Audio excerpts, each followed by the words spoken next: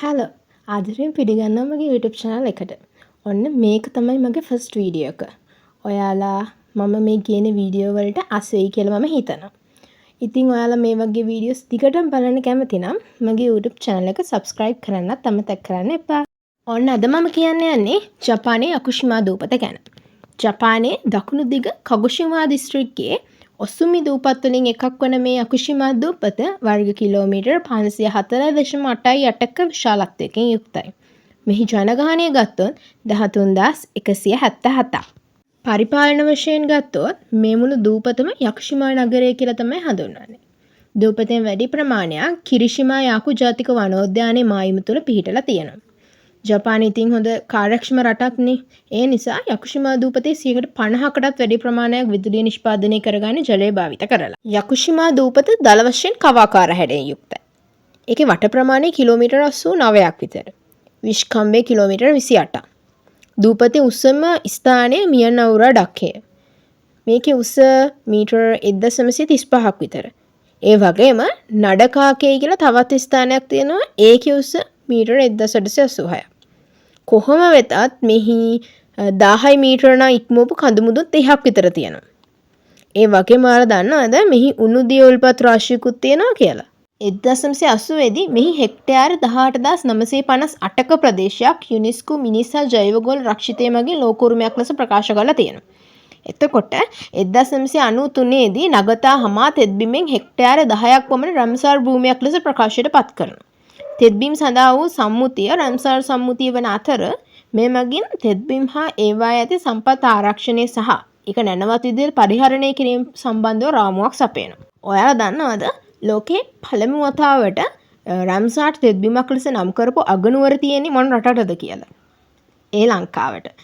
ශ්‍රී ජයවර්ධනපුර කෝට්ටේ තමයි ලෝකයේ පළවෙනි රම්සාර් තෙත්බිමක් ලෙස නම් කරපු අගනුවර. යකුෂිමා වල පවතින අද්විතීය අවශේෂයක් වන්නේ උණුසුම් සෞම්‍ය පැරණි වනාන්තර. මෙහි වනාන්තර උපනිවර්තන සඳහා හරිත වනාන්තර. මෙහි ඒකදේශික සතුන් විශාල ප්‍රමාණයක් ඉන්නවා. යකුෂිමා මැයෝකි සහ ශිකා කියන මුවන් වර්ග ඒ අතරින් දෙන්නෙක්. තනුකි කියලා බහුලව ඉන්න සත් විශේෂයක් හිටියත් මේගොල්ලෝ මේ දූපතට ආවේනික නැහැ. වෙරළින් එපට සාගරයේදී ඩොල්ෆින්ලක් දක්නට ලැබෙනවා. කොරල් පරක් තියෙනවා. ඒත් ඔකිනාවා වගේ වෙරළාසන ප්‍රදේශවලදී ඒවා විහිද යාමක් සිද්ධ වෙන්නේ නැහැ.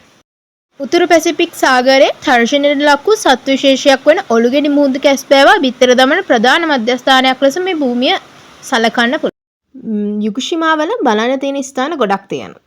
දේවදාර ගස් වලින් පිරිපුන් දකුම්කළු නිම්නයක් වන ශිරතනි උන්සුයිකියෝ ජොමෝන් සුගී කියන අවුරුදු 2000ක් විතර පරණ දේවදාර ගහ. ඒ වගේම මේ දේවදාර ගහ තමයි ජපානයේ තියෙන විශාලතම ඒ වගේම හරිත පැහැයෙන් ශාස්ත්‍රීය වෙච්ච පරිසරයකින් වටවුණු මියනෝරා දියැල හා දැක්කුම් කළු නගතා වෙරළ ලස්සන සංචාරක ස්ථාන ලෙස හඳුන්වන්න පුළුවන්. ඔයාලා දන්නවද? නගතා වෙරළ තියෙන වතුර පලිඟු කැටයක් වගේ පිරිසිදුයි. ඒ වගේම ඒ වෙරළ සමන්විත වෙන්නේ සුදුම සුදු වැලි තලාව. යකුෂිමා දූපත්වල සංස්කෘතිය ගත්තොත් මෙහි සාම්ප්‍රදායික ගම්මාන දක්නට ලැබෙනවා.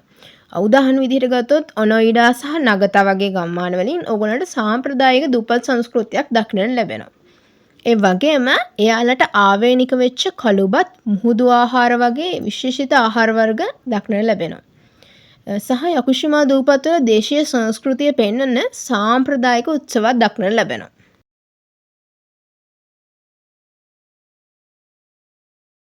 1960 දී යකුෂිමා වල ජනගහනය උපරිමයට ළඟා වුණා. ඒ කාලේ ජනගහනය 24010ක් විතර වුණාලු.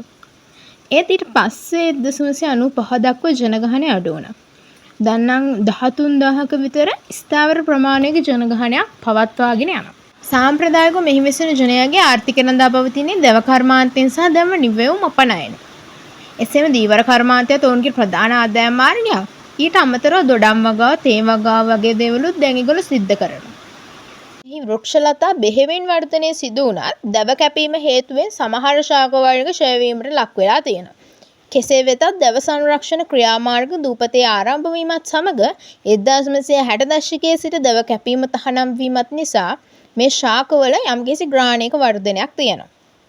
යකුෂිමා දූපතේ දැනට පවතින්නේ නම් ප්‍රාථමික වනාන්තරයක් නෙවෙයි.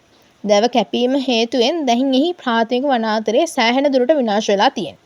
ද්විතීයික වනාන්තරයක් තමයි දක්නට ලැබෙන්නේ. එහෙත් සමහර තැන්වල ප්‍රාථමික වනාන්තරයේ අවශේෂ දක්නට ලැබෙනවා.